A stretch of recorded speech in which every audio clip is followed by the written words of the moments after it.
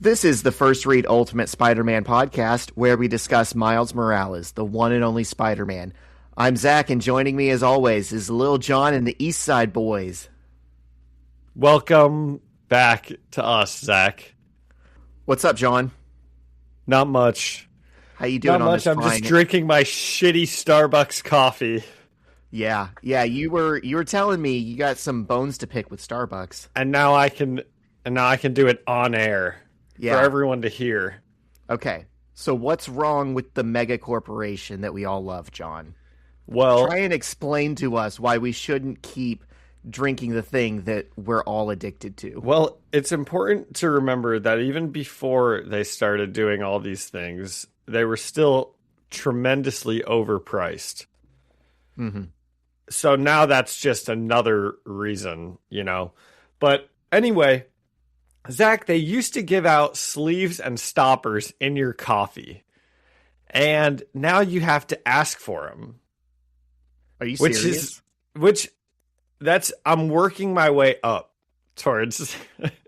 Oh, it's going to get more ridiculous. Towards things of annoyance, yeah. Because that's not that big of a deal, but it's kind of like, trying to save a buck. I feel like we're not going to give out our sleeves and stoppers anymore. We're going to make people ask for them. Is that your local one? Because I got Starbucks in Boston, and I feel like they gave me the sleeves and stoppers. It is something that could be different from place to place, because I did originally hear that at like one store, and then it started happening at like another store. Okay. So it could, that might be just coming down from the district manager. Gotcha. Not the corporation as a whole. And then they changed the app. They changed the reward system, and I don't remember in what specific way they changed it, but they just made it worse. So like the rewards that you don't get as many, the rewards don't mean as much as they used to. You can't redeem them for as much as you used to. Like, and I think it was also something like you have to add more money to it. Like in general. Okay. Like maybe it doesn't start with like a $15 limit. It's like up to like 25 or something like that. But I could be wrong about that. I could be lying about that. But it's something annoying. It's very actionable steps for the app developers to use. Well, it's really the reward points that I'm more upset about, that because the reward system used to at least be somewhat reasonable, where you're getting free stuff when you buy your overpriced shit. Right. Okay, and then I tried to add $25 on in a hurry. Boom, it added 50 on. It went through twice. Oh. See, that's scamming. Now you have to go to Starbucks, even though you hate it. You have to keep drinking that shit. And then the very last thing that I just heard was they're not giving out straws anymore. They don't have straws anymore. And Mandy went yesterday and asked for a straw, and they're like, oh, we don't do straws anymore. It's for the environment. For the environment. Sure. Yeah, don't they like exclusively harvest their coffee in like the coffee belt regions, and it causes like all this definitely like systemic oppression, but also like ecological destruction for like transporting the coffee and refining it like in America. I know that's something that they do, but the straws, the plastic straws, that's is a the bridge big too deal. Far. Yeah, exactly. So if anyone listens and goes to Starbucks, I'd like you to order a Frappuccino, because I think that they have to have straws back there for the Frappuccinos. And I'm not going to order one myself. Well, why not? You've got $50 you have to spend. And most of it's been spent. Oh, okay. But I do have a couple more gift cards, because sometimes I get Starbucks from gift cards. And then you have my word, Zach, and all the webheads. I will not pay for Starbucks again. Their constant trying to make a buck has finally pushed me over the edge. Do you have an alternative that you're going to go to? I will just make coffee. I have a latte, like espresso machine at my house. I mean, we all do, but it's the convenience of someone else making it for you. I know. I'm not doing it. Okay. I'm curious to see if you hold yourself to that. I'm going because to. I've said that to myself the internet many times, yeah, and I never hold myself to it. We'll see. Yeah. Awesome. So what else are you coming in with? Do you have anything else to complain about? Yeah, I do. As a matter of fact. Okay, good. Let's get all our gripes out into the universe. I know that's what really sustains people. Well, last time... We get all these messages of people who are like, you got me through the work week. And I'm just imagining someone like driving a forklift, hating their job, and they're like listening to us bitch about ordinary things. We get so many comments. They say, please just complain more about random shit. Yeah. Less Spider-Man is the comment we always get. We need the show to be more negative.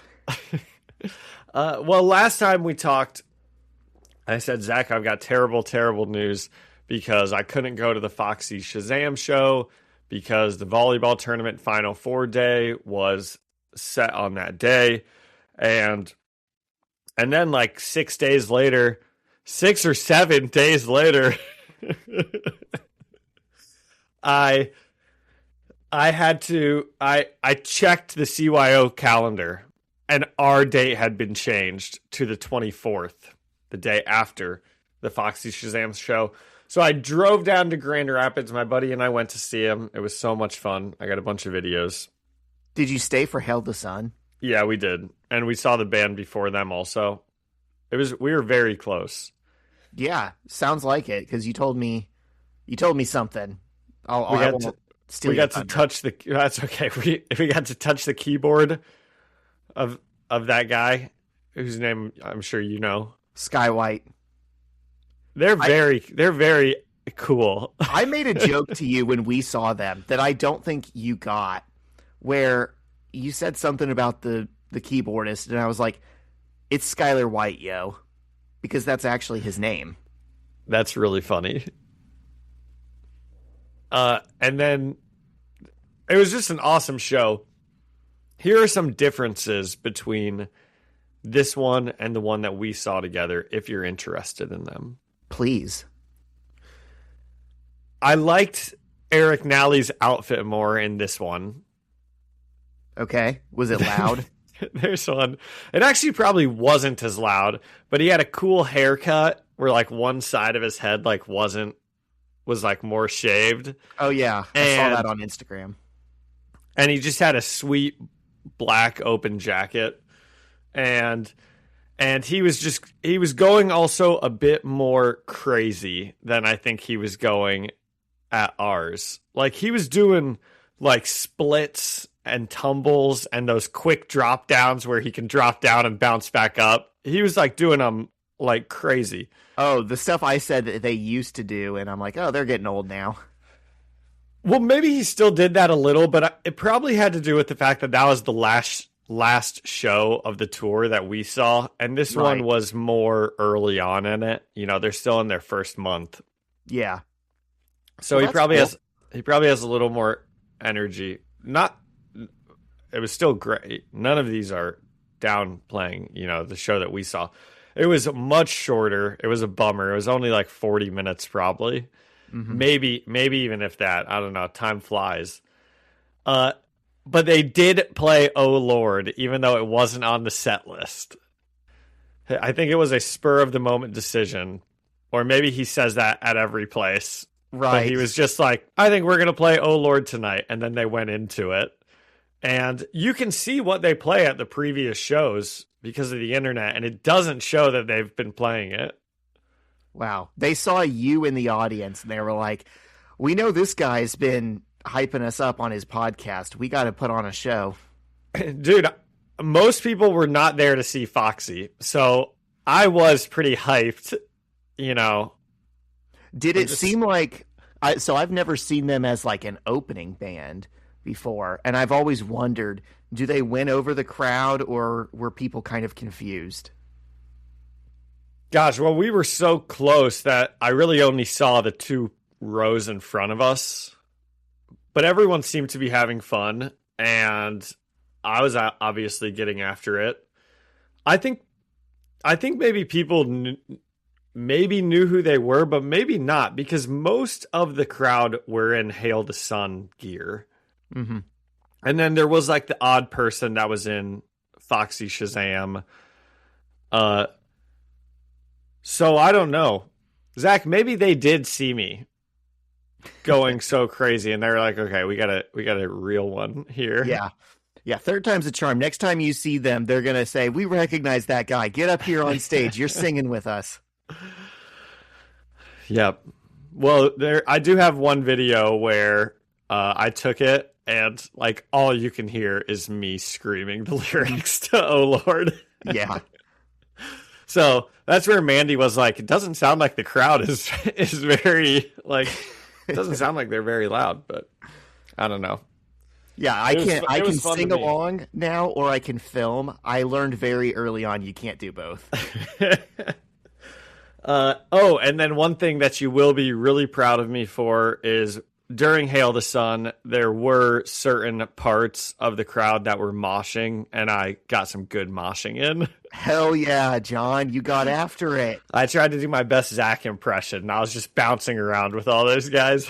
Nice. Well, truly your best Zach impression would be getting injured and having to call Mandy from a state away at midnight and be like, hey, so don't freak out, but I'm going to the hospital. Yeah, that would have been better. Yeah. Well, good. So they were fun. They were so fun. Oh, and then I started this because I was complaining. This wasn't even supposed to be a fun tangent. Oh my God, no! I'm sorry, I got you off track onto something positive. Because then I had to drive back on Friday and go to our volleyball game, and our undefeated team just, completely, they just shit the bed. They played terribly, lost in the Final Four to a team that we already beat in the regular season. And it pissed me off. I'm peeved. Well, I'm glad that story ended back on a low. I was thinking for a second we were about to have too much fun. Never. No. Awesome. Okay, what are you coming in with? Oh, man, I've been watching a lot of TV. I just finished Invincible and am caught up on The Boys. Wow, we're going to get to talk about Invincible and The Boys. Haven't watched Daredevil yet because last time Daredevil came back on, I was so excited to talk to you about it. I watched the whole thing by myself. So now Shyla is 2 seasons behind on Daredevil. So I don't know how we're going to fix that. But yeah, I've been really enjoying Invincible and The Boys. And I think it's interesting. Are they both Amazon? Yes. They're put out by the same company. Seth Rogen is involved in both, which is strange. And they're kind of covering the same things this season. Like, they're both about taking on fascist superhero regimes. And I think that's interesting. I think that's timely. I think it's strange that Amazon is putting out like 2 shows that are not that this is the first time either of these shows have been on, but they're definitely the subject material for these seasons particularly is something that I would not expect a major company like that to elevate. Obviously the fact that they make a ton of money for them is why they can do that, but the fact that they would do them both at the same time. And I just think it's so interesting how for neither of those shows the prescribed solution to fighting fascism is writing strongly worded letters or going to your state house and holding up funny signs or even voting. Just something to think about there. Huh. But in The Boys, they do show them holding up signs. But that's the canon fodder. Those are the people that exactly don't have names that are definitely going to get lasered in mass. You obviously haven't seen Daredevil. I'm sure what I'm about to say is not really going to spoil it at all, but I was just thinking earlier this week after watching all of those shows, because they all come out on Wednesdays. And I was thinking how interesting it is that both The Boys and Daredevil are just leaning so hard into the Trump as like the main character, like how similar they obviously are, like trying to make it with like things he has said and done, because both Homelander and Kingpin, it's so obvious like the Trump similarities that they're trying to go for.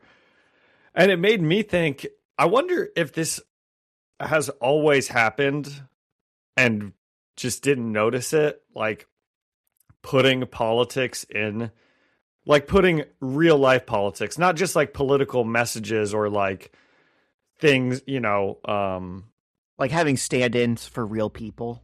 Yeah. Well, I wonder if that is like specifically like newer, if it's always been like that. I think to a certain extent it has always been like that. Do you know Dr. Strangelove or How I Learned to Love the Bomb? No. It's a Stanley Kubrick movie from the 60s. It was kind of, I mean, he had made movies before that, but it's like kind of the start of his like magical run where he was like the best director for, decades. And it came out, I want to say, during the Kennedy administration at like the height of the Cold War and like, nuclear bomb fears. And it's like a political comedy about everything that could go wrong does. And one crazy general like orders, all of his planes to go nuke the Soviet Union. And it just like coincides with like, oh, the Soviet premier is drunk and this general is away and this person's radio isn't working, and all of these things just like coalesce into a like surprisingly and like scarily realistic painting of like how the world could just end if like our leaders and generals are not on the ball. And most of them are pretty incompetent people, so it's very likely that they would not be on the ball. And but it's like kind of a dry comedy, right? It's not something that you laugh out loud at. It's something that you watch, and it's like watching the world's slowest train derailment. Like you just know it's coming, but there's so much momentum behind it and no one can do anything about it. And it's based off of like real people, like the main general that's just crazy that wants to end the world is based off of Curtis LeMay, who was a U.S. general who was always telling Kennedy, you got to preemptive strike him. You got to preemptive strike him. We just need a nuclear holocaust, dude. That's the only way this Cold War ends. And they called him Bombs Away LeMay. And I can remember talking to my dad about that movie. And I thought it would be something that he would like because it's like historical and, he watches a lot of old black and white movies. And he could not get it through his head that it was a comedy. He's like, it wasn't funny. I didn't laugh at it once. And I'm like, it's like a comedy in like a farce sense of the word. You're supposed to look at these people and realize who they are, like in the Kennedy administration and in the Soviet Union at the time. And you're supposed to see like it's a critique of real people's personalities and how like you said, the modern equivalent of it would be, oh, what happens when you give someone like Donald Trump absolute power? And I'm afraid that in the future, if we have a future, people might watch The Boys or Daredevil and not realize what it's parodying. They might look at it and be like, what is going on? Because it's once it gets divorced from like the moment, the zeitgeist that it's supposed to be viewed in, will it lose all of its power? I think you're probably right to an extent, especially about Daredevil, because that that's not quite as obvious. But the Homelander parallel is like America first, like ultra America. So you'd think that will always, people will always be able to at least look at that as like a stand-in for, the America government getting out of hand or something like that. Yeah. Because that's what it is in the show. It is. Now it's my turn to be negative. This is something that I've actually been thinking about a lot lately, and I've been getting bummed out. I think fiction has like lost its power. Like I used to believe that, storytelling could teach us lessons or guide us or whatever. If you obviously fiction is not real, but if you take the message of it seriously, you can learn things, right? You can watch Star Wars. Yes, of and course. You can realize the Empire are the bad guys. And you can apply that knowledge to your real world and say, okay, I stand against imperialism. And it's not a complete one-to-one thing. It's not, oh, this is bad because Darth Vader was bad. But it's just, you can grow and you can learn from the real lessons that are embedded in fiction. And I feel like no matter how heavy-handed we make it anymore, no matter how smart it is or how well the stories work or how beloved or widely watched or read it is these days, I think we are just like an entertainment first and foremost society. And I almost wonder if there's just not real social value to storytelling anymore because people are so fucking dumb. And that makes me sad. Yeah, I also think people are just so... I think your heavy-handedness, like, I think that's a bad thing, But because Mandy and I watched dumb. Doctor Who episodes. You can't be subtle either. It's a double-edged sword, You make the smartest thing that should get its point across to people, and it goes over their heads. And then you make something heavy-handed, and you're preachy. There's no way to win anymore where you're actually changing hearts and minds. Like there could never be never be a To Kill a Mockingbird in our day and age anymore because people would just be like, "Oh, I read the spoilers. The guy dies in the end." The whole point of the story would be lost. That's a good point. Society. That is kind of a good point that people would just look at like the like what happened and not like what it meant or anything. Yes. I don't know. I do think that people can still get their points across. Gosh, dude, people are just so stupid these days. So I don't know. I know we were talking about how people can't understand anything in media anymore. And I think people can if they're like the right type of audience, but everybody does seem like they just think of things so like surface level now. I don't know. But if you're like a creative person and you set out to make something that has some kind of moral or philosophical or political point that you believe in, the sad reality is most people who see it and interact with it, it's going to be lost on them. Yeah. I wonder, that's maybe always been the case, though, that most people might not, like, understand it. Yeah. I don't know.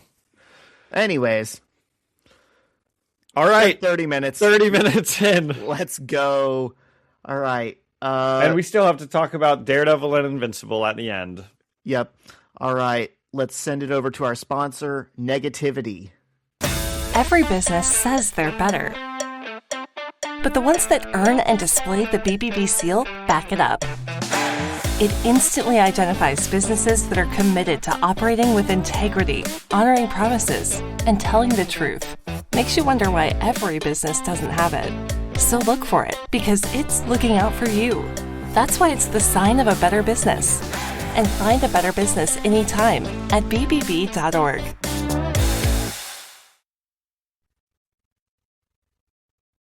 We're back with Venom. Just when you think he's out, he pulls you back in. All right, John, what do you want? Do you want issue 20 or 21? What do you want? I'll do the first one. Okay, sounds good. Because I know some of your favorite characters get to come back in the second one. I was pretty excited about the characters in the second one. I figured. Okay. Where'd we leave off with these scrappy kids from Brooklyn?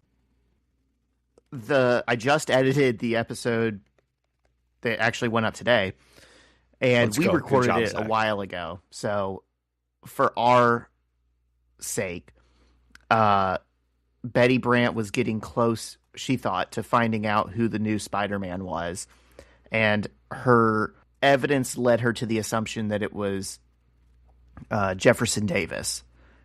And Civil War era president of the Confederacy, Jefferson Davis is Spider-Man? No, the other one, John. Okay. The one we've met in these comics. Okay. I can understand the confusion.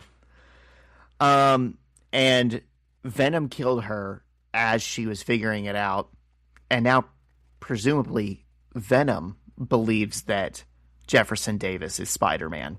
And where we last left our heroes, Venom had showed up outside of the Morales Davis family's home and seemed to confront Jefferson. This might not be the time for this conversation, but have we ever discussed why Miles's last name is Morales and not Davis? Well, because then he'd be Miles Davis. I think that's what you said last time. He'd have to toot a trumpet. That would be so funny if the most popular new character of the century, his dad was named after the president of the Confederacy and he was named after the famous jazz trumpeter, and neither of those were intentional. That would just take the cake. I think, and this is just me speculating, but I think like the whole idea of reinventing Spider-Man, making it someone that it had never been, it's a mixed kid from a mixed family, and I think the idea that the mom didn't take the dad's last name in marriage and he has his mom's last name, I think it was just meant to kind of show that there's like different types of families out there and just be a visibility thing for people who can relate to that.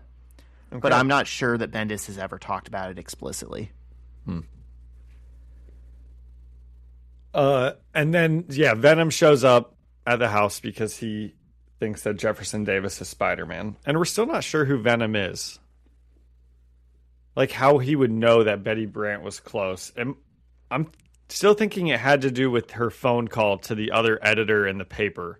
Like, maybe Eddie Brock is like a reporter at that paper, if he's still alive. Didn't we last see him like sitting on a bench eating a woman as he like shared his story? Yes, but remember, in this universe, he's not a reporter. He was an ESU student who was trying to pick up high school girls. That's right. That's right. Yep. So Jefferson walked outside to talk to those reporters and give them what for as they were leaving. And Venom shows up behind them. And now we get to see kind of what Miles and Miles's mom, what's her name? Rio. What Rio are doing. And she is leaving the house. She's putting on her stuff and leaving the house to go talk to Jefferson. And then they see the Venom standing outside, and we see Venom say, Jefferson Davis, the Spider-Man, the brand new Spider-Man. So, Zach, you were right. This Venom does presumably think that Jefferson Davis is Spider-Man. So now I think we can be even more certain that it had to do with that reporting phone call. Yeah. Also, one thing about Venom in this universe is like the more people he eats, the bigger and grosser and more fucked up he is. And at this point, he doesn't even look like a human form. It's like some kind of demon monster. Some would say maybe even a teenage demon baby. Some would say that. And Miles and Genki see this from the window. Now they see the attack. And they're like, whoa, my dad's being attacked by a monster. And Miles is like, okay, I better Spider-Man up. And it seemed to me like he took an awfully long time to put on his Spider-Man stuff and jump down. I guess now that I am looking at this the second page, like for the second time, it does all happen on one page. But we keep seeing these cuts between like Venom talking to Jefferson and then Miles and Genki having like a fun conversation. They're chit-chatting. Yeah. And Genki gives him some web shooters. He says that he made it. That's one of the things that they're chit-chatting about. And Miles heads down to fight with his new web shooters. I know this would never happen in this comic, but I just want to see how it would change Miles as a person. If as him and Genki are like shooting the shit and he's like wasting time getting suited up, his dad just gets fucking eaten by Venom. Yeah, well, I think it was pretty close to happening. Like I half thought something was going to happen while they were talking, just because it kept cutting back. But I actually thought a couple times that this might be where we see a with great power comes great responsibility death. I was like, oh, maybe it's not going to be Uncle Aaron that spurs this on. Who knows? I also think it's funny. He is shredding his shirt with his fingers instead of just pulling it off over his head, which I think would be faster to take it off. I think it looks kind of like a Superman thing. Surely it's like supposed to. But Superman usually rips open like a button-up shirt. Yeah, but he's tearing those buttons off every time.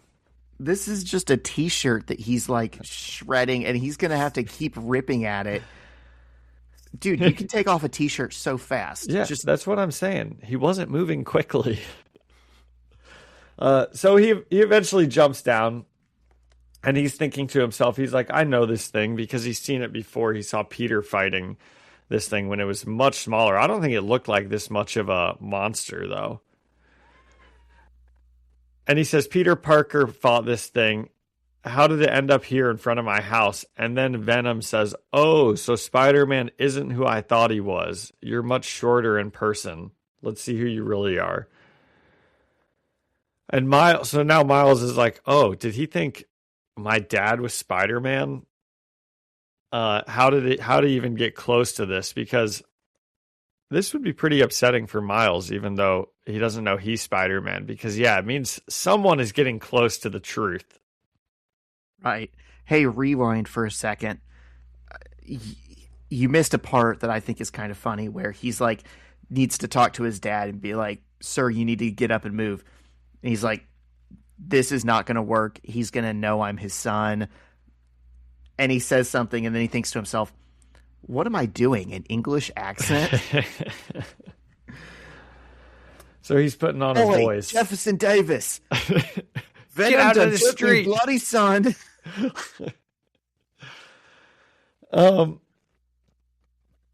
And this fight, Miles is kind of trying to focus on how he remembers Peter beating up Venom from the YouTube video.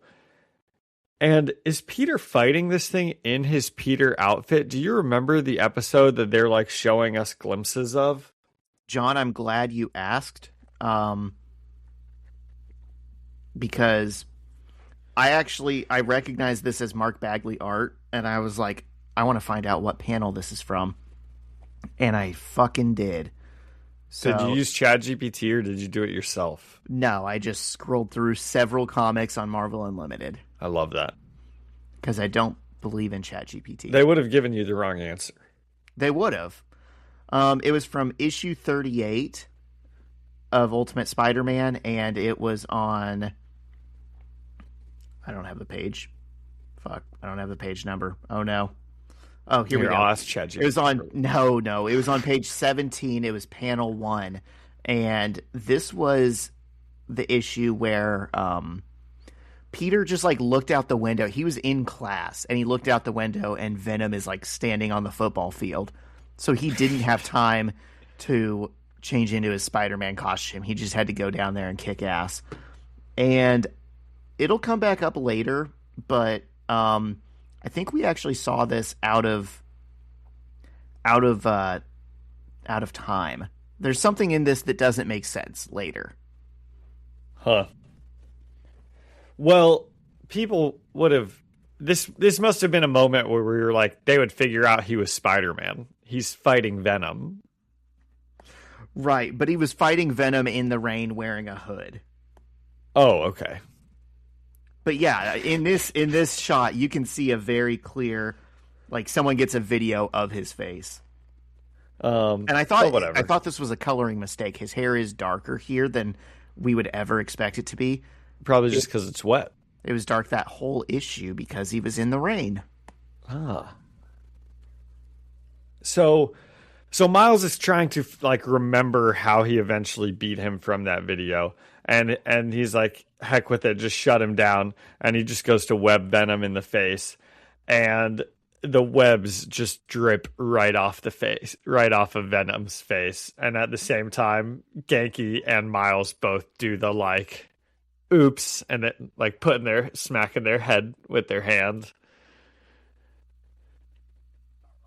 Because Genki made the webs, and obviously they didn't work. So, I guess he needs some more work. And now Venom says, now you are desperately annoying me. I came here for a reason, and I'm not leaving until I do what I came here to do. Is that to absorb Spider-Man? I would assume so. And Venom tries to grab Spider-Man. And he's picking him up and swinging him around. And then we get one of those kind of cool panels that we've had before where we see Miles drawn in, like, 7 different spots, each showing, like, how he's moving through the panel. And he's, like, using the Venom tendrils as webs since he doesn't have his own webs. Yeah, he seems like he moves like a plasma or like a jelly. Like he's just this weird creature with, like, physics that are kind of fluid. Venom. Yeah, I don't know how he's yeah. He can just do whatever he wants, basically, I think. I'd like to know a bit more about how he came to be and everything. I'm hoping that we get that. Dude, we got his whole origin in, like, 10 issues in the original series. Yeah, but that was with, like, Eddie Brock. Yeah. Oh, you mean whoever this is? Well, yeah, I want to know how he figured out. Like, I need to see what happened. How did he turn into this big, hulking monster? I mean, he was kind of big before. He kept eating people on that bench. So that was the last time we saw Eddie? I believe so. Okay, so this is probably Eddie Brock. And Venom picks up Spider-Man. He says, "Who are you, Spider-Man?" It was that spider with the number. Do you know what that number means? Do you know how many more there are? Venom's using his head. That does mean that there were probably like 40 other Spider-Man out there somewhere. Or potential Spider-Man. And then Jefferson... 41. Eddie was? No, at least 41 other spiders. Because Miles got bit by 42. Oh, yeah, that's true. But actually, Peter was 00. Oh. So there are 41 more. Yeah. And Jefferson Davis jumps in to, like, join the fight, as it looks like. Spider-Man is about to get eaten by, I think he throws something at Venom and he drops him. And it kind of gives Miles the upper hand for just a second to get a good punch in. But oh my God, you know what he throws? The damn reporter's camera. These guys that he was already mad at, he just like takes their shit and throws the camera at Venom's head and it smashes open. That's funny. There's another moment. Maybe I already missed it, or maybe it's about to happen, but there's another moment that's pretty funny with Jefferson Davis and these reporters, I think.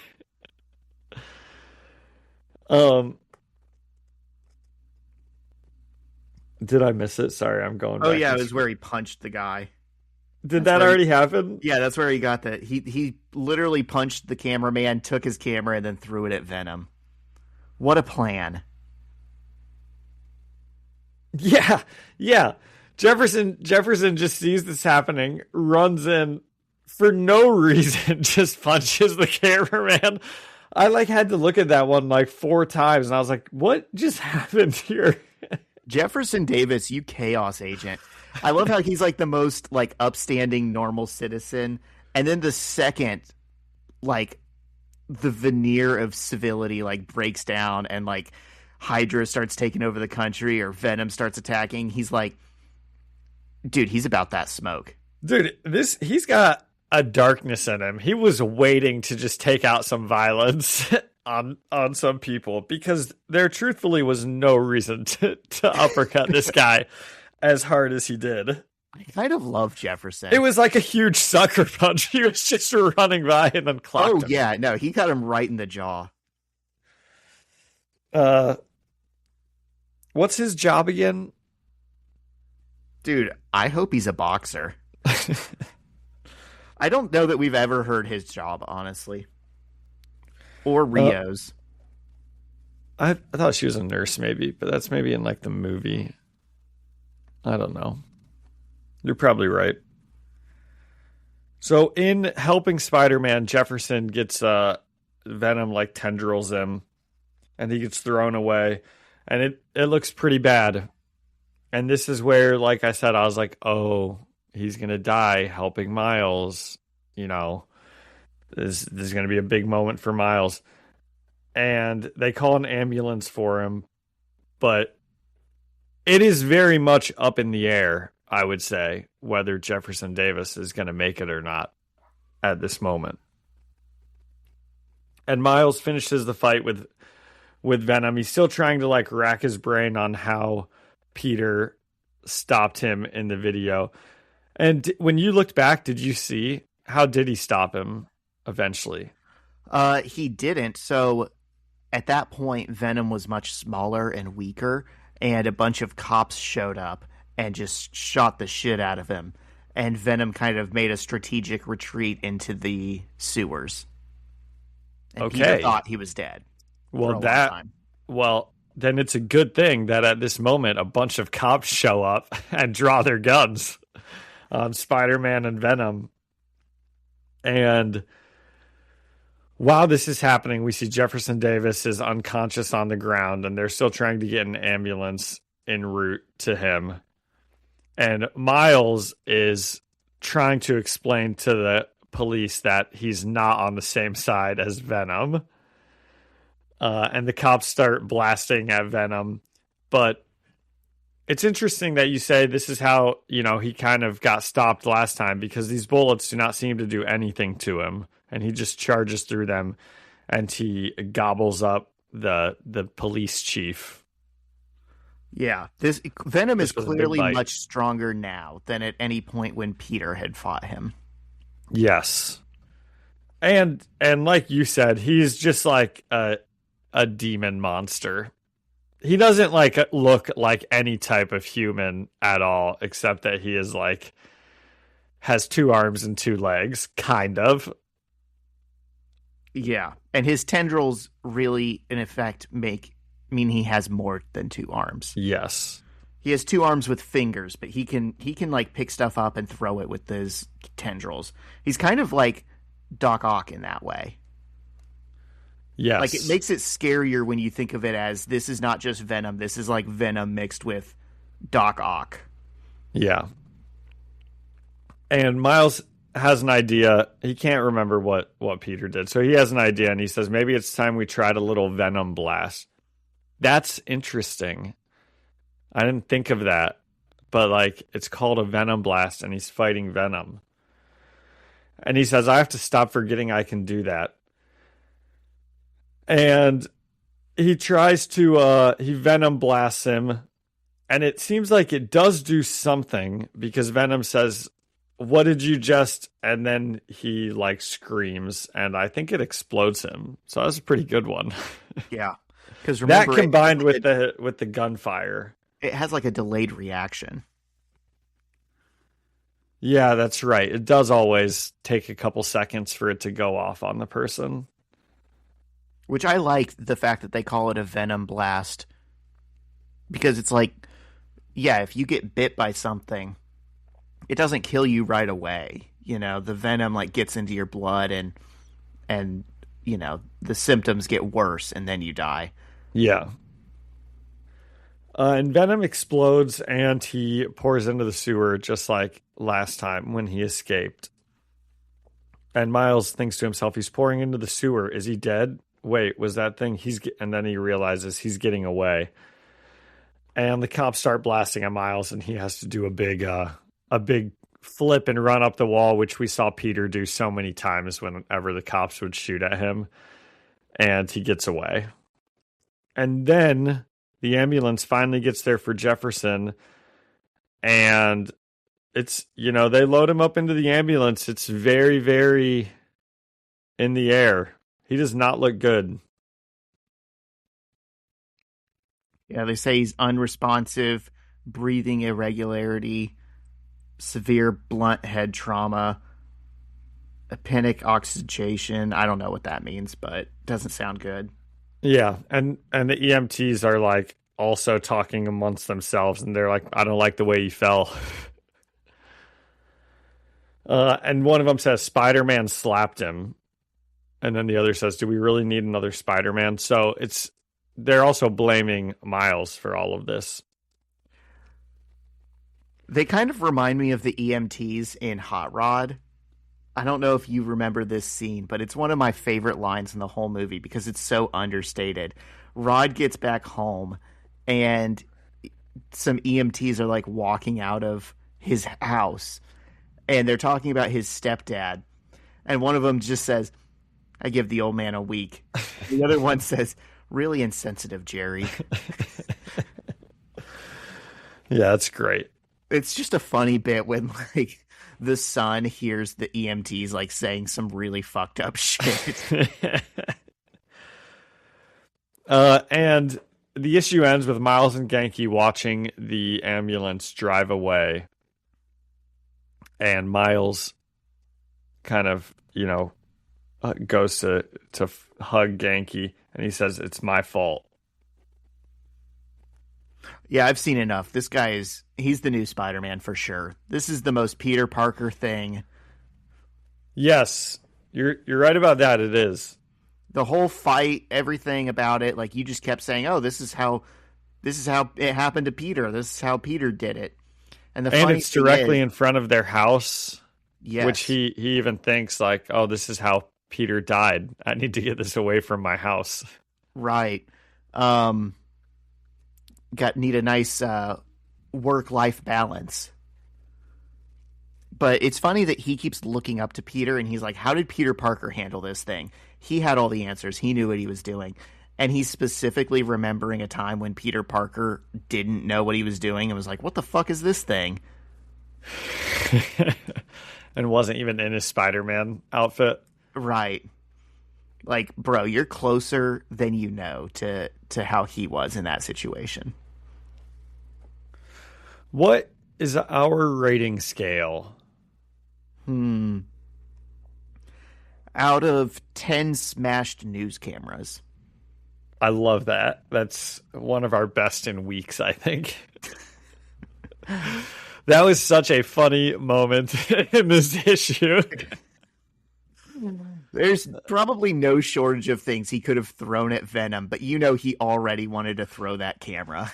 That's just such a. I'm trying to think of like what type of like sitcom or something that reminds me of just like somebody who's rushing in to help and just like punches an innocent bystander on the way in. They're like, I'm helping, don't worry. It seems like such an old timey like humor. That seems like something that would happen in like, I don't know, Airplane. Yeah. Yes. I'm gonna say, I don't know. How good was this one? What do you think? I'm going to give it an 8 out of 10 smash news cameras. It had a lot of nice touches that we were like, oh, there's something to discuss here. There's something worth seeing here. And I like the panels. We didn't get many of them. I think we only got 2. But I like the flashback panels that was literally Mark Bagley's art. Yeah. And it's makes you go back and look at the previous issue that this one is kind of a spiritual successor to. Yeah, you're right. I did like that. And knowing that you went back and confirmed that it was the same, I like it even more, which I figured it was. I'll give it a 7 out of 10 smashed newspapers. It didn't feel like it news cameras. Yeah. It didn't feel like it was good enough for an 8.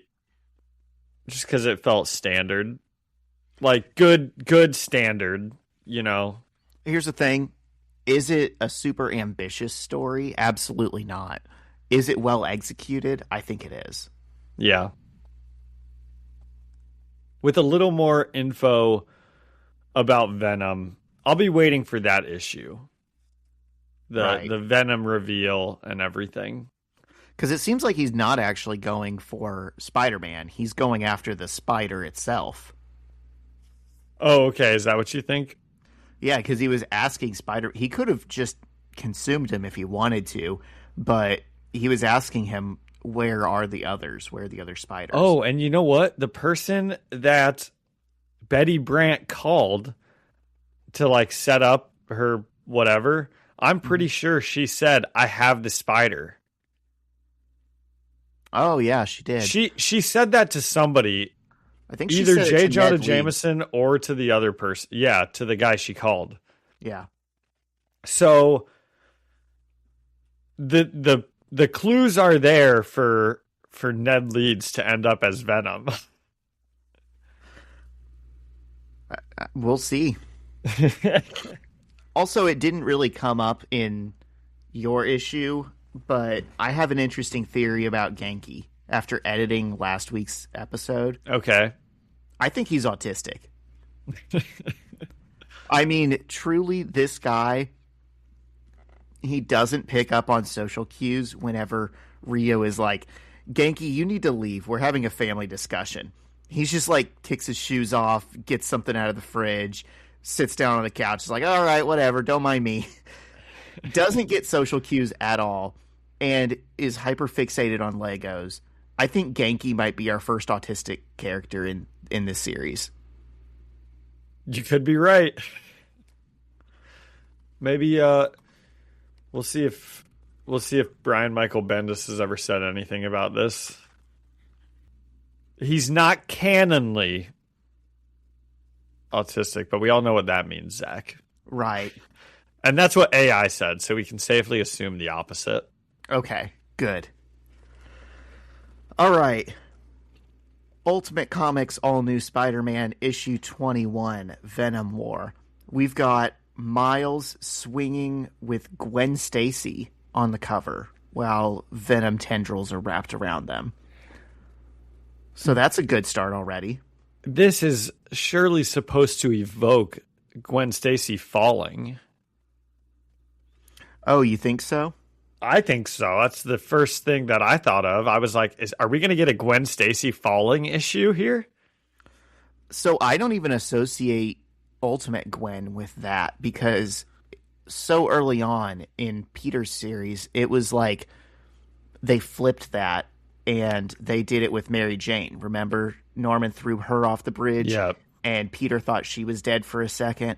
And I thought that was an interesting thing to do, was you take that moment that used to be Gwen Stacy's, you give it to Mary Jane, but she lives, and then she was traumatized about that for a good long while, and that's why her and Peter broke up.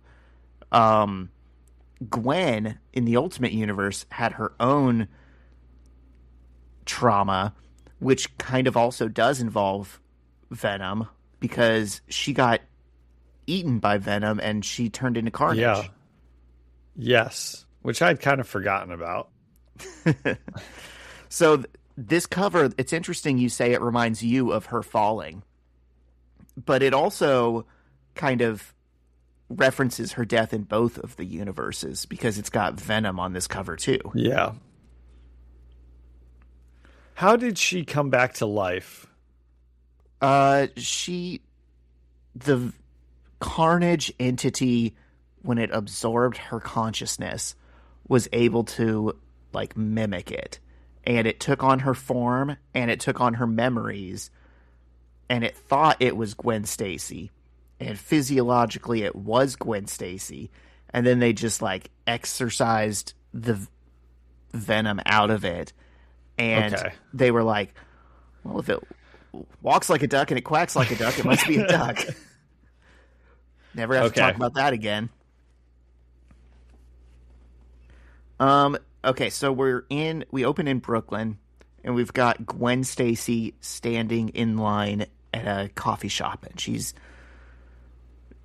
she's wearing like a pink and blue striped shirt, and she's got big headphones on, and she's blowing a bubble.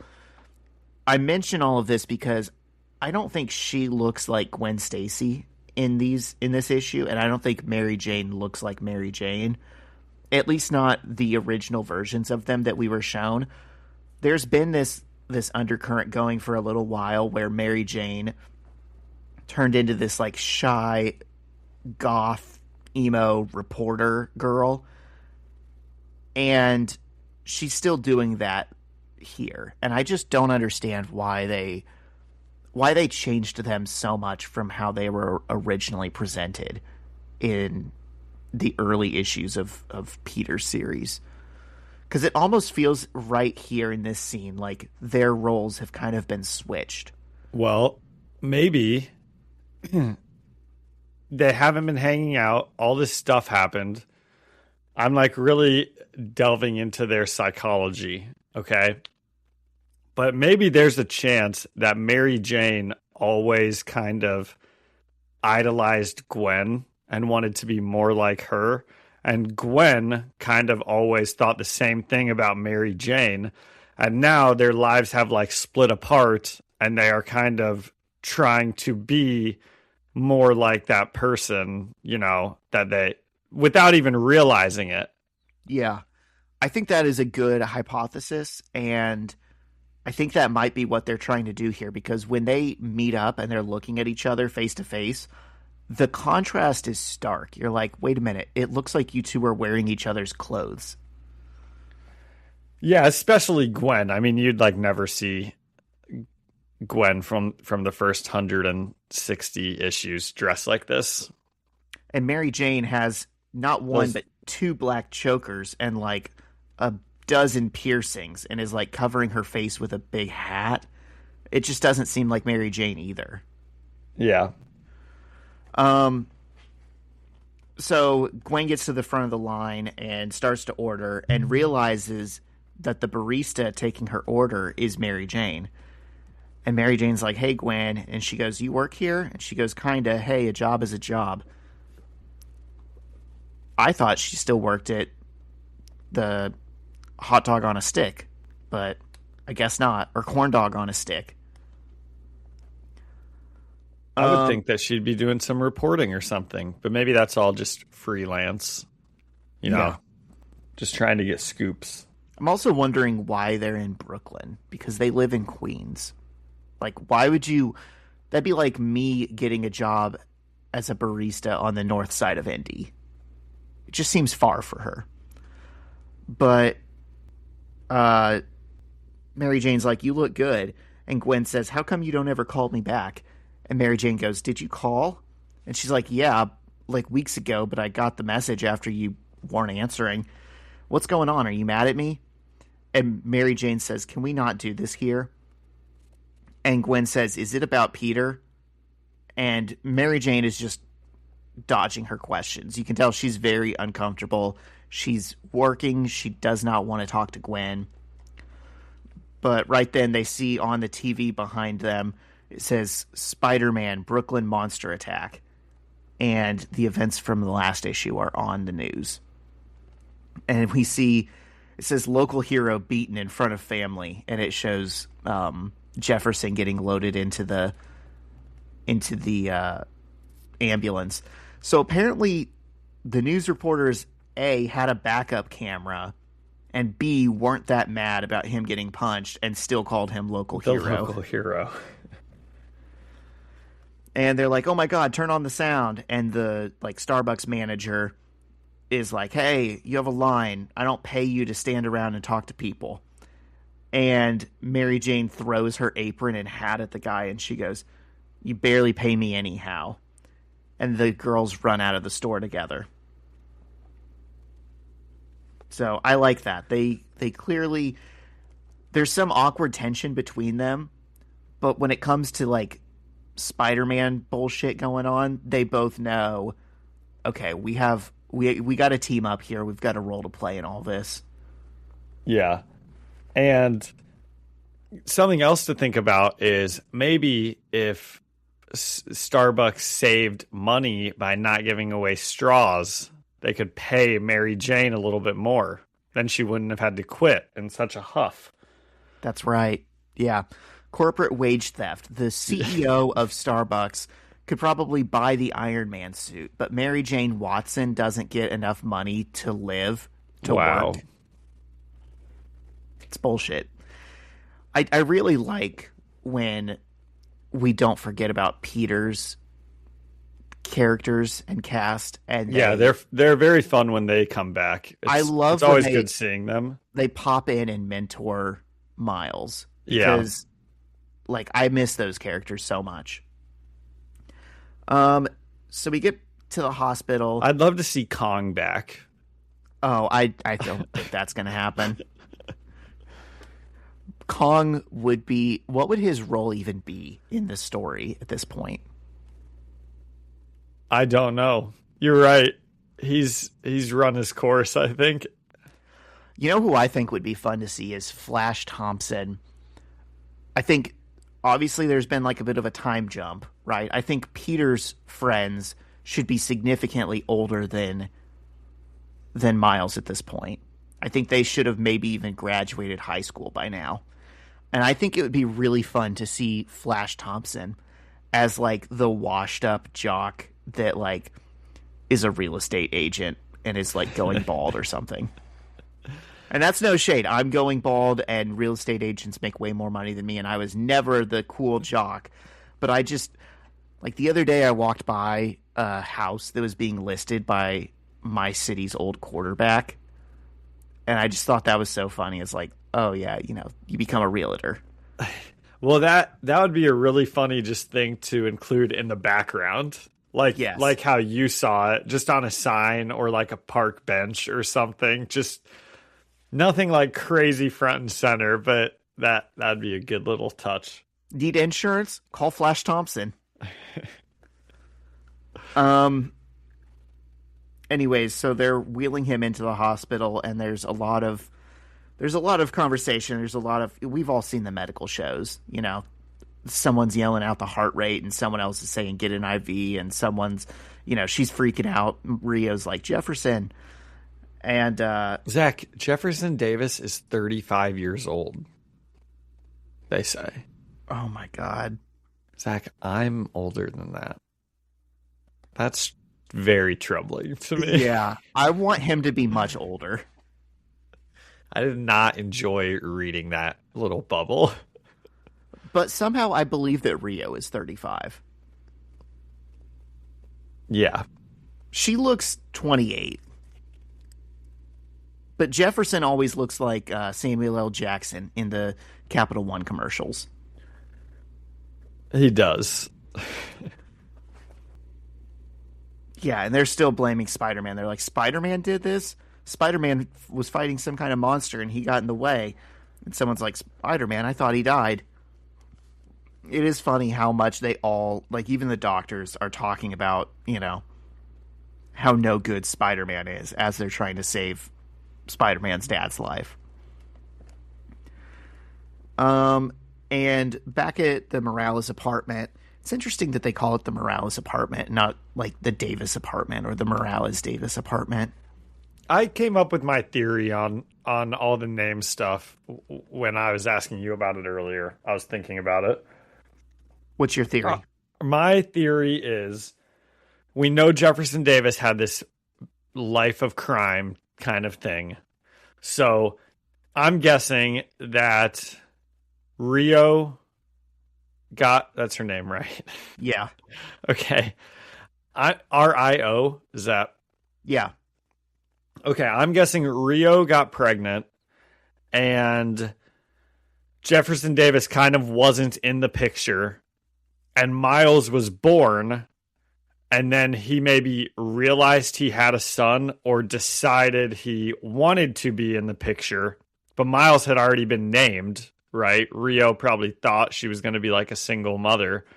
So it makes sense that he's Miles Morales.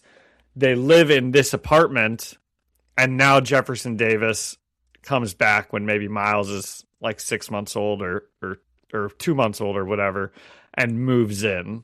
So it's technically, that's why he's named Morales. That's why this is the Morales apartment.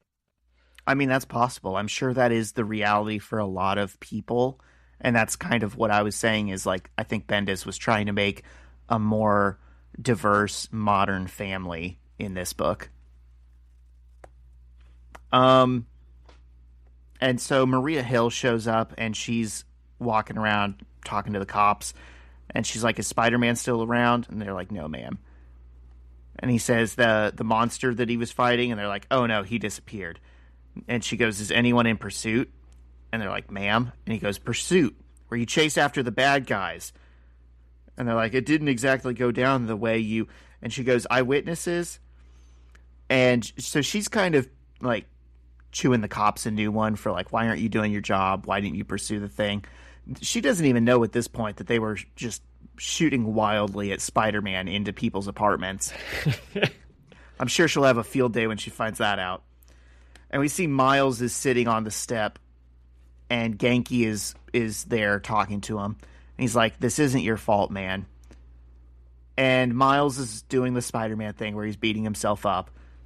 And he's like, you don't see how this could be my fault? The thing came here looking for Spider-Man. And Genki asks the question that John's been asking this whole time, which is, how did that thing know to come here? And Genki goes, oh, hey, look, I think I found some YouTube footage of it. And this is actually from much earlier in that other issue. Issue, what was it, 38? Yeah. This happens on page 5. And this is why I think they maybe made a mistake.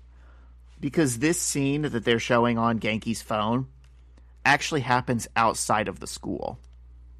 But the scene that they had already watched earlier, where Peter is hitting it with the tire, that happens like way out in Queens. Like the fight in that issue kind of spans across multiple blocks. And so while it's possible someone got footage of some of the fight, I don't think it would be realistic that they got what happened at the school and what happened like several blocks away. Yeah. So I think we got him here. I think we got him too. Unless we want to infer that this is like a compilation video, multiple videos stitched together.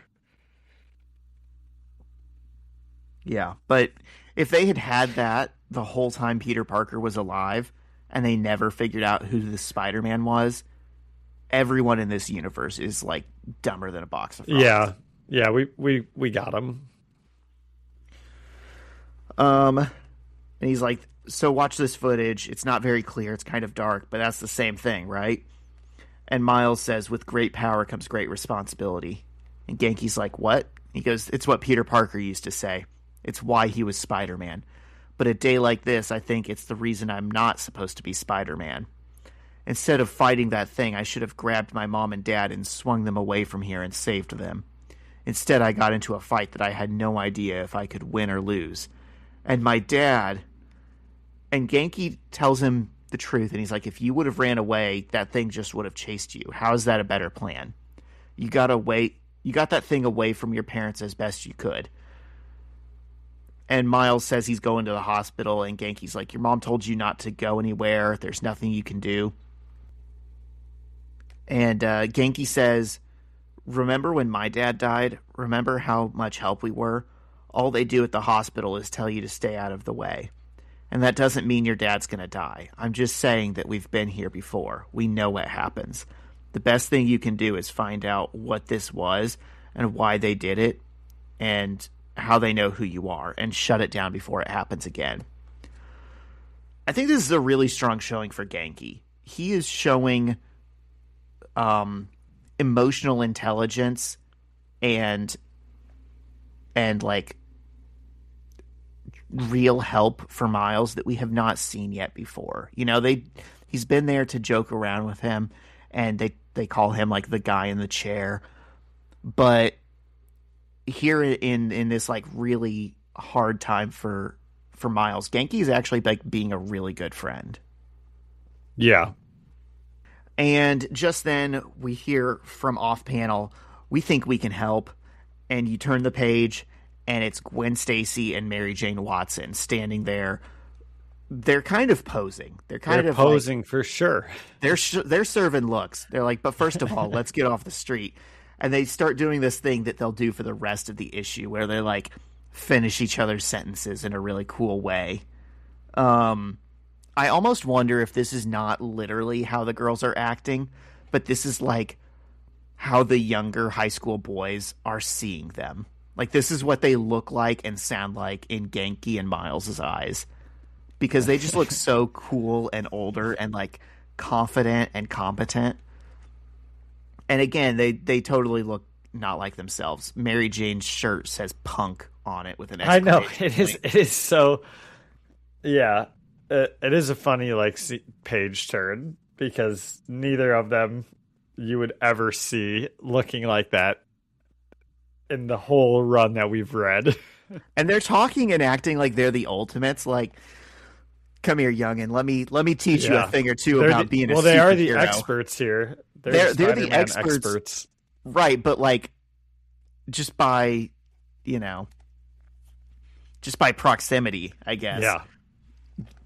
Like I knew who was going to be there, but just the phrase, I think we can help, and then a dramatic page turn. I half expected to see like Captain America and Iron Man. The dramatic page turn into those two girls with their hips popped out. Yeah. Slightly older, cooler teenagers of the opposite sex. And Genki's like, wow, Gwen Stacy and Mary Jane Watson. This is my best friend Genki Lee. And they're like, he's like, what are you doing here? And they're like, we saw it on TV. We came right over. I think I know a thing or two. Follow me. And all of a sudden, these boys that were just like down in the dumps about what just happened, they were having a panic attack. Miles' dad might be dead. These hot older girls come up and are like, follow me. And they are grinning at each other. And they're like, let's go with the girls. And Maria Hill is in the background, and she's definitely like watching the whole thing and sees them go into Miles' apartment. And we see in the sewers, Venom comes up out of the water and like breathes. And we get another one of those upsetting scenes where just like the good people of New York, when no superheroes are around, they're just cannon fodder for these bad guys. He comes up out of a sewer grate and eats like 3 people, and we see their final moments and how scared they are. And the girls are sitting And they were around. just trying to help. They were. That's the thing. They heard what they thought was someone screaming in the sewer, so they got down to try to help and should have kept walking. That's the lesson we're all learning here. Just keep on walking. The Hearth Michelsons in this universe are, to a person, almost always the ones that are like trying to be helpful. You know, they'll be like, Yep. "Oh my gosh, is that a lost kitten in those bushes? Come here, kitty. I'll save you. I'll give you your vaccines and kibble." And then Venom killed. They get eaten. Yeah. So the girls and the boys are sitting around Miles's kitchen table, and the girls are like talking fast and just giving them the whole lowdown of everything they missed. John, I almost thought about doing a fun bit for this scene where we bring Shyla and Mandy on and we run the lines with them and use this as a way to catch them up on everything that they've missed in the series, because that is functionally what this scene is. Yeah. The girls are like, it is.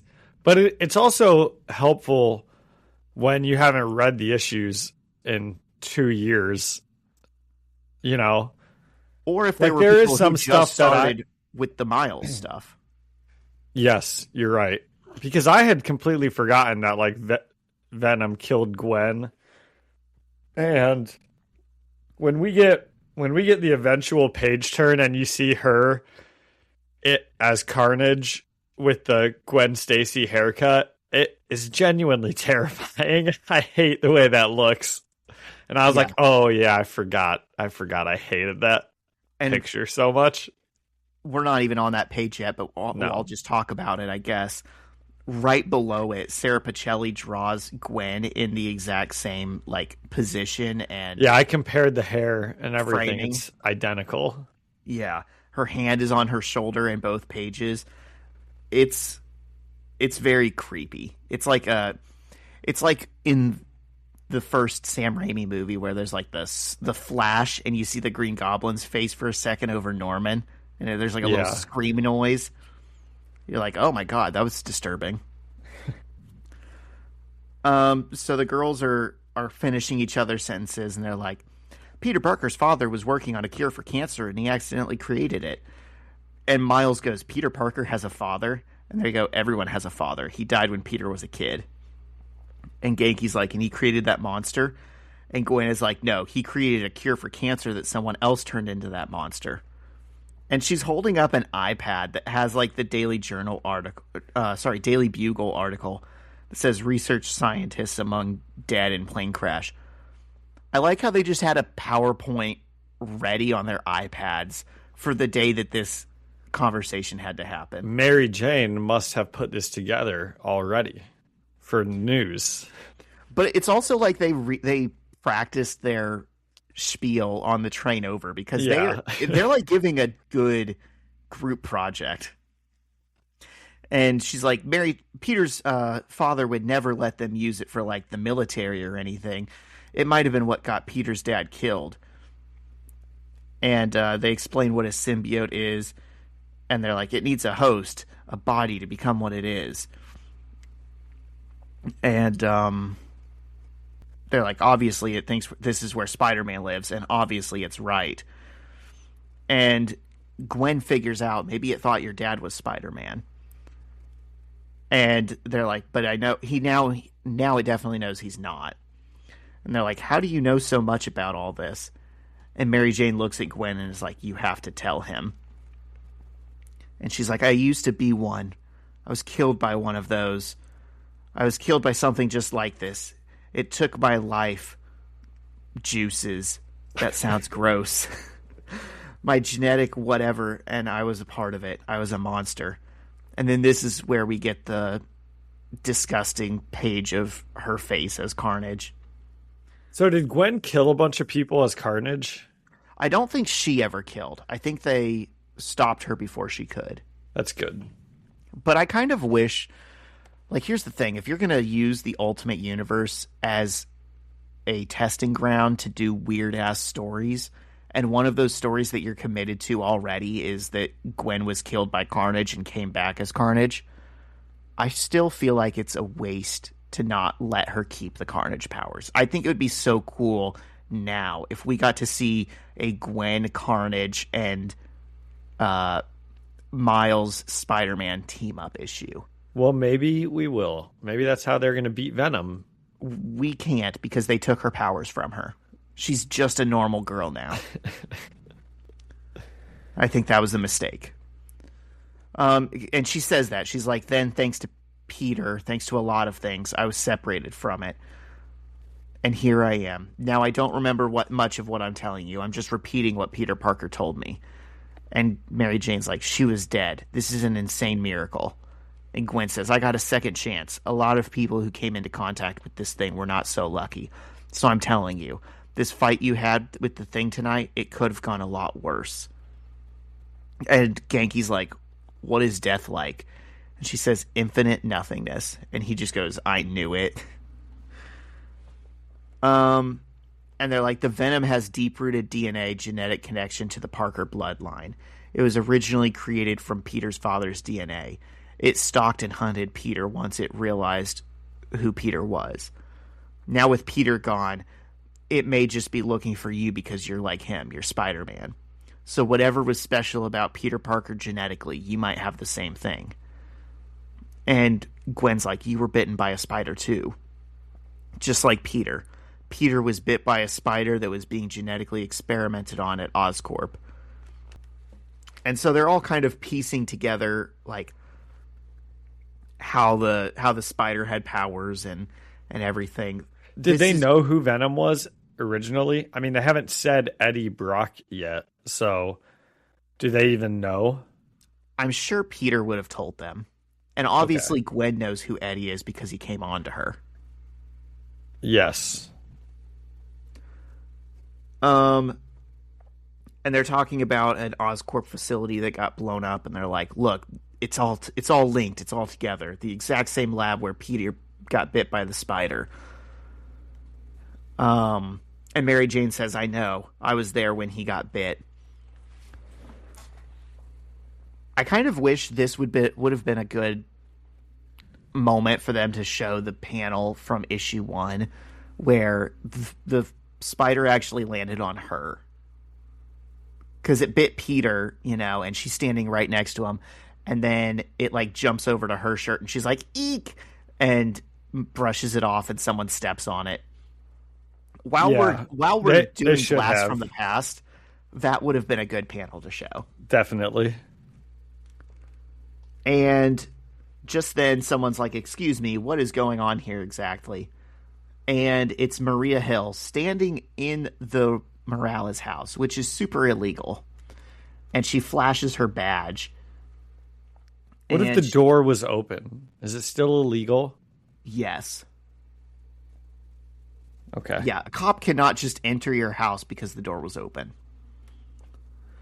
And she's like, I'm the detective working on your Can they uncle. listen from the outside? Now that I think maybe. Like if the door is open, I don't think anyone could stop them, right? Yeah, I would think I don't know so. The legality of all that. But Gwen, remember, her dad was a police chief. Yep. She knows all this. She's like, you can't just come in here. You need a warrant. You need a probable cause.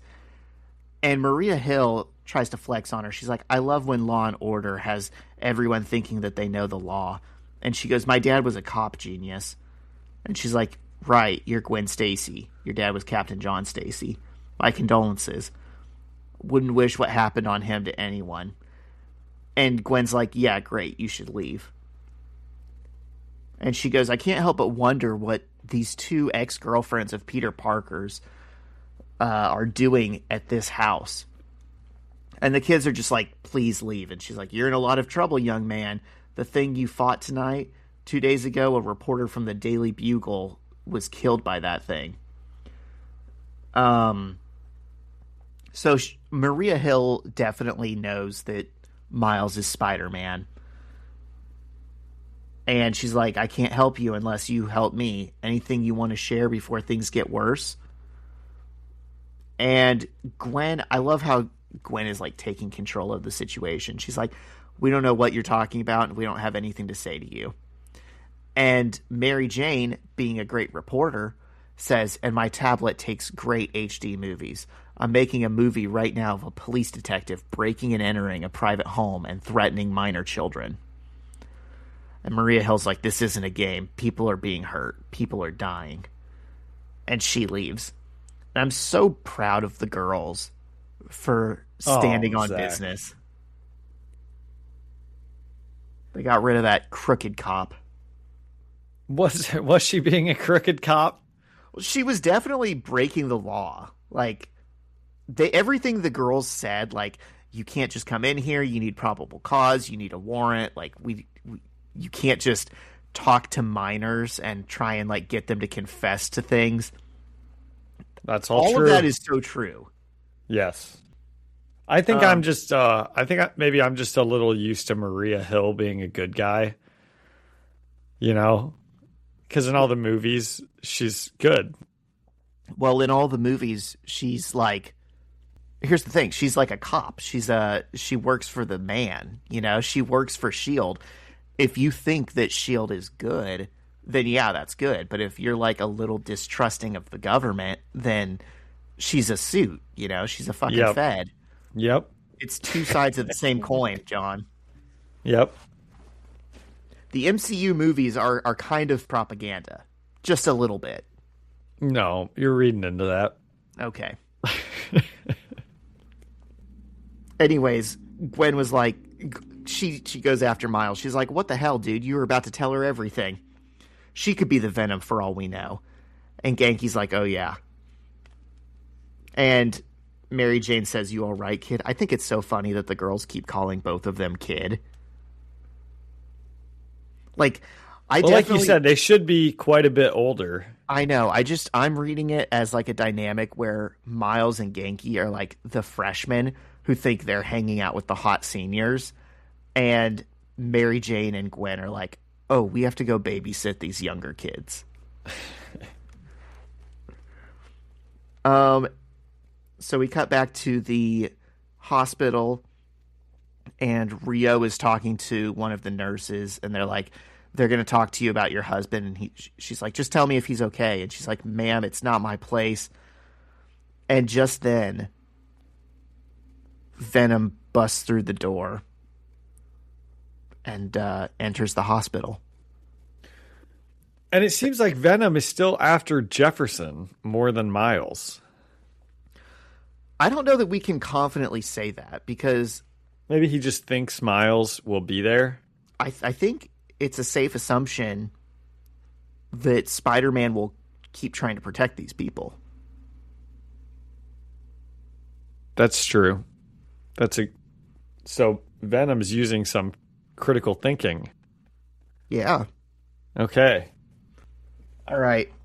What do we think of that one, John? What's the scale for that? I think the scale for this one, well, it has to be something about Mary Jane and Gwen. Mm-hmm. So what? Out of like 10. Ooh, okay. Yeah. How much do we think that crooked Starbucks is paying Mary Jane? Okay, when did this one come out? What year do we think? I think that she's making $7.50. Yeah, minimum wage. Yeah. Okay. Now, how do we turn that into an actual scale for us? Out of her $7.50, you know, what are we giving this? Yeah. I'm going to give this $6.80. $6.80. Yeah. So that's pretty high. I like from a percentage standpoint. Yeah. I don't know what it actually is as a percentage. That's a 91%. Ooh. Okay, I didn't think it was that high, but you know what? I'll keep it because I've confidently said it, and if I backtrack now, this is America. The AI wins, John. Yep. Well, I don't think that you're that far off because it's fun seeing Gwen and Mary Jane again. And, I like a little bit of exposition. I'd still like to know what's happening with Venom in the future, but it was still good to just relearn everything from the past that I had forgotten. We were due for it. Yep. And I think it's great that they had such a prominent showing from an autistic kid in this issue. Yes, this was a good standout issue for Genki. It really was. You mentioned it, but his like little talk about going to the hospital, that is a good moment for him. Yeah. Miles needs a good like right-hand man. Not just man in the chair, but someone he can, someone that has some good insights also. And I like that in the midst of the conversation with the girls, it wasn't relevant, but he just couldn't help himself. He's like, so, what was death like? And she goes, infinite nothingness. And he just goes, I knew it. So let's see. I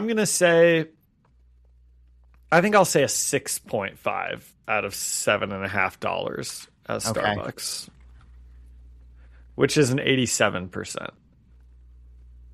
Yeah. I'll say this was the most enjoyable issue that we've read in a while.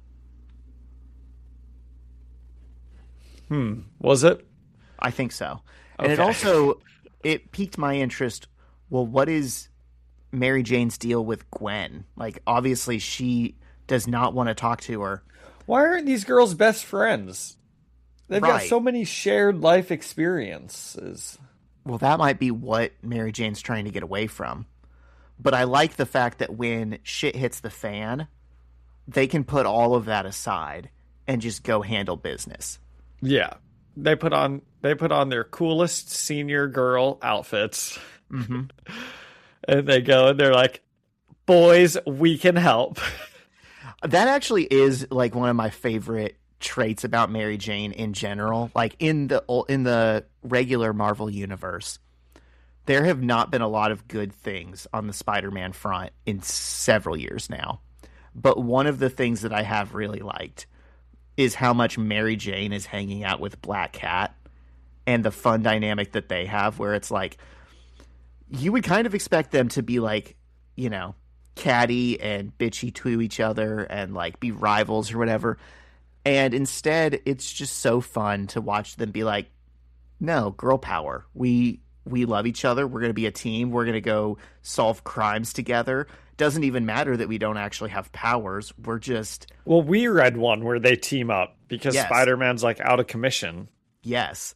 And that was a one-shot that was received so well that it turned into like an ongoing series. So there was That is more fun. Mary Jane and Black Cat issues. And this is kind of that dynamic here with Gwen. Yeah. Okay, what's next week? Next week, we've got issues 22 and 23. Nice. How long is this Venom run? Do you know? I don't remember. So I've said this before. I had read through the Peter Parker issues 2, 3, maybe some issues even 4 times. I've only read the Miles stuff once, and that was some time ago. So if it feels like I'm a little bit less knowledgeable, it's because I am. Good. We're both learning it kind of as we go. Yes. I do remember a few spoilers that are coming up, and I am going to be tight-lipped about those. Okay. Well, do we have any other Spider-Man things? We don't. I promised last week that we would do the Spider-Man philosophy book, but we're starting it next time. it's actually longer than I expected. So I think that's going to be something that we're going to have to add to our reading throughout the week. And it's still only just like a couple of pages at a time, but instead of like reading it to the listeners, I think we'll probably just summarize what we thought about it. Okay. Okay. Well, I want to hear what you have to say about the boys. And then we'll do Invincible. I I think it's interesting. Like, you can tell the creator, Eric Kripke, is very nervous about how people are going to receive the ending. He just keeps saying, I'm afraid people are going to retroactively judge this show based off of its ending. And he talks about how, like, Game of Thrones gets a bad rep because its, last 3 episodes were terrible. And I wonder if that means that he knows that it's a bad ending or if he's just nervous about ending the show in general. But I have actually been liking this new season. There's a few things in it. Kimiko talking is just still so odd to me. Yeah. I don't find myself sympathizing or enjoying the boys as much as I do Vought. I think it's more interesting following the antagonists of the show and seeing how they're going to self-destruct as opposed to the boys, doing something heroic to beat them. It feels a little bit like you're watching the empire collapse from within. I think you hit the head on a couple things that I've been thinking, which is probably one of my only complaints, and it's not even a complaint, but I do think Kimiko talking is just like annoying. It doesn't match, the things she says doesn't seem to match her personality that much for what I would have thought. But it's fine. I think it was most like that right away when she started talking, and now, as she's been doing it for episodes, I think it's growing onto her a little bit more. She came off a little bit like Aquafina at first, which I didn't like. Yeah. Like, they kind of had her doing a black scent a little bit. That's a good comparison. And just like talking really fast and just like saying anything, and then I think you are 100% right about, like, it's way more interesting to follow the villains and see what they're up to, with the exception that it's also extremely great when you're following Butcher. But unfortunately, Starlight stuff is just not that. They're just not doing that much with her, and same with Huey. Like, the show's not really about them as much anymore. It's like the final season. We need to see what the big players are up to. But I have really been liking this season also, and I think that they've been doing a great job. And every week, I like the episode a lot. I think the creator definitely listened to all the shit that they got after season 4 about how it's just like the grossest, stupidest show of all time now, and they've definitely dialed that back a bit. Yeah, there's been less assholes on my screen this season. I'm grateful for that. Do we have any theories for how it's going to end? I hesitate to even make them because by the time this episode goes up, it might be disproven very quickly. I mean, how many more episodes even are there?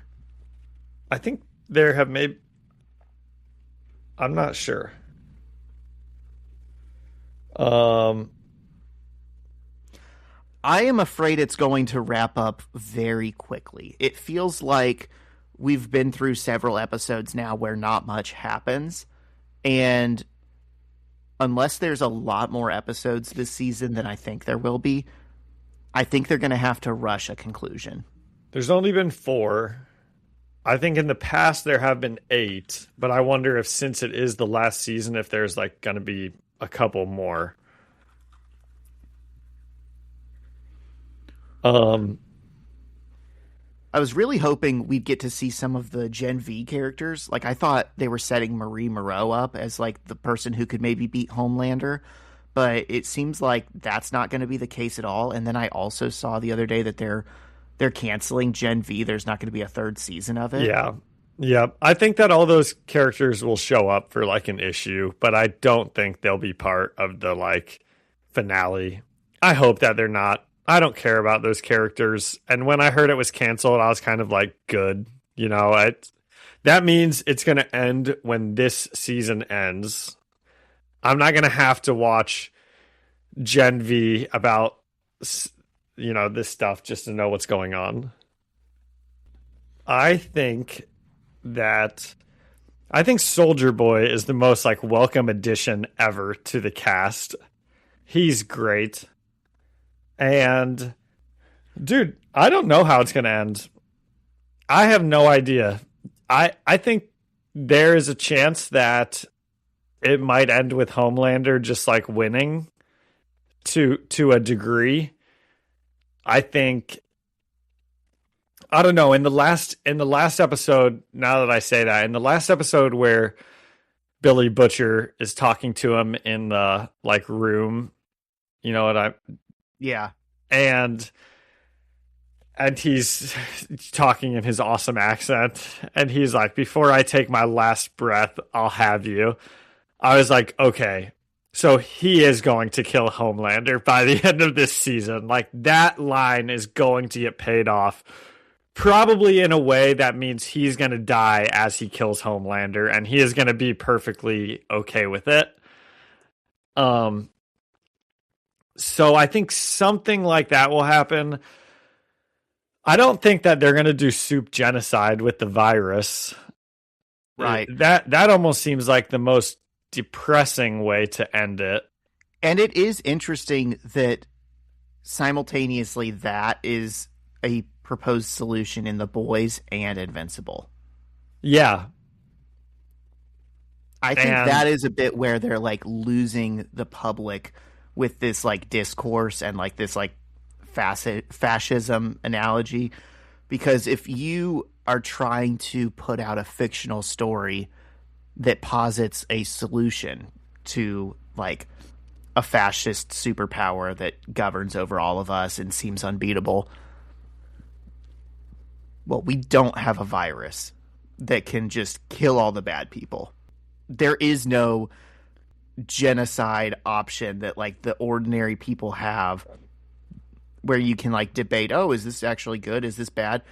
Obviously it's bad, and also it's a moot point. You know, I would rather see some kind of solution where they are saying in this fictional universe the solution to fascism is the same as the solution historically has been for like the masses, which is just like, you know, organization and action. And I don't like the fact that they are giving the characters an easy way out. I hope neither of them take that path. Well, Invincible, I think that, just to go on like what your analogy, I think they are like organization and action. You know, with like trying to organize all the people who actually can fight, and they're trying to like do that fight. And then and that's the reason why I like from Invincible the heroes better. But they're still talking about the Scourge virus. Thetis was still like, this is my dying wish, I need you to unleash it or whatever. But I think that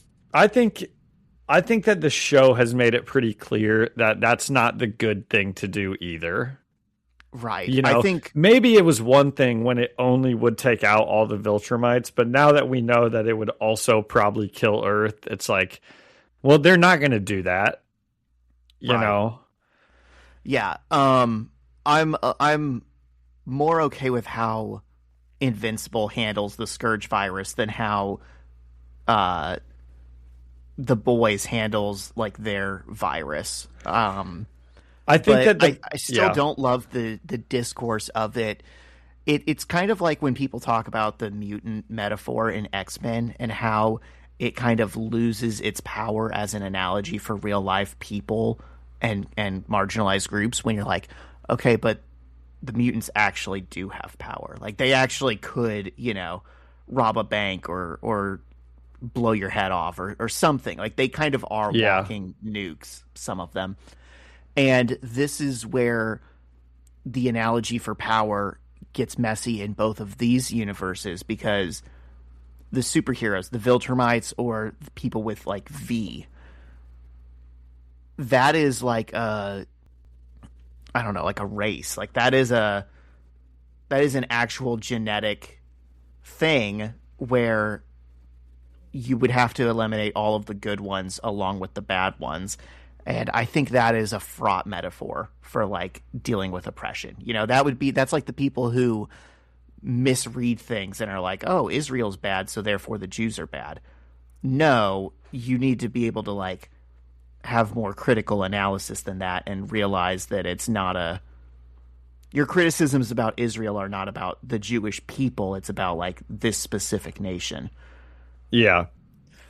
Well, and I think in The Boys, it's more, there are good soups and bad soups, and there are super powered people all over the world who are nothing. They're just like people who have powers.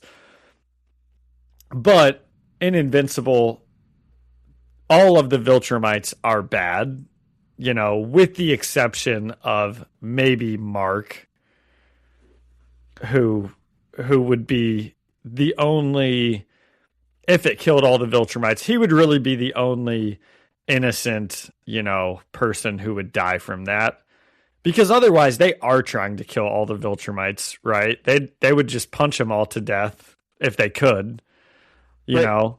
But here's the interesting thing about that is in this analogy, we'll just say that what's the like Cape guy, the big Grand Regent Admiral Thrag. Yeah. Dude, I've fallen way into a like Viltrumite history. The longer this season 5 has gone on, or season 4, whatever it is that they're in right now, I just keep reading more about the Viltrumite history and everything. I keep saying I want to read the Invincible comics, and I keep not doing it because those compendiums just cost so damn much. But I won't even say he represents Trump because I feel like that gives too much credit to Trump. But like he's like Hitler, right? He is very openly like the fascist, imperialist guy who's like, we're going to spread and conquer everything because we're better than you. And it's like, okay, so what does that make the other Viltrumites that follow him? Are they all like true believers, or are they like? I think so. I think that they are, just from the way they're taught and raised and the like things that they've all done throughout the thousands of years that they've all been alive. Mm-hmm. I think that these are like the truest of the believers of the Viltrumites. They're the last 50 out of billions because they're like the strongest and they've killed the most people and, conquered the most worlds. Yeah. I would be inclined to agree, except for the fact that Nolan seems to maybe exist as like an argument for these people are brainwashed. Well, and they can be rehabilitated. Well, I think you just touched on what the next season is going to be, because this season, spoilers for Invincible, ends with all the Viltrumites going to Earth to live there and help populate their race. And it's like Secret Invasion. And I'm pretty confident, because I've read some stuff about the comics, that what changed Nolan was living on Earth. Like he would have continued to like rule 1,000 planets if he didn't ever make his way to Earth. But then he did, and he was changed by it. So I think that you're going to see all these Viltrumites kind of begin to soften a little bit.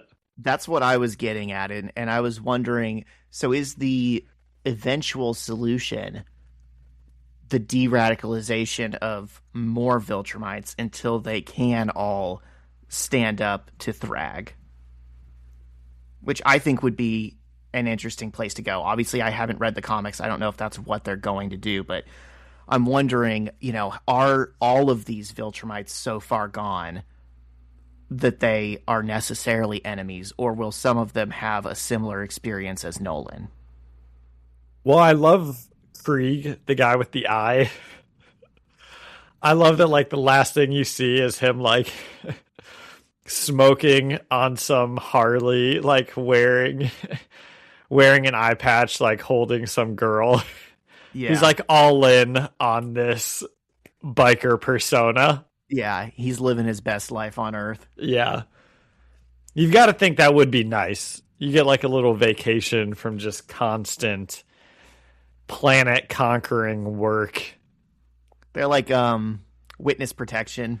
They just get to start a new life. It just gets a free minute to just smoke a cigarette for the first time in ages. Sure. Yeah.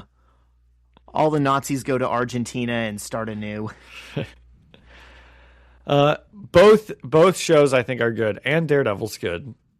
You should try to check that one out also. And Invincible is over. It's such a bummer. I mean, it just seems like things start and then they're over, 5 weeks later. I know. And as much as I enjoyed this season and how it was set in space, and I feel like that's like a time honored tradition for like all long comic book runs, is like, you got to do something in space, man. I like the fact that we got this season of doing like the Viltrum War, but it did come at the detriment of all of the Earthbound characters that we love to see. Yeah, but I think of those characters the same way we were talking about the boys. It's so much more fun to just follow Nolan and the Viltrumites. Like, I don't really need to see what Eve is up to on Earth. If she wants to come and fight, then that's fine. And like, we only get 8 episodes. I want to spend them with the fun characters.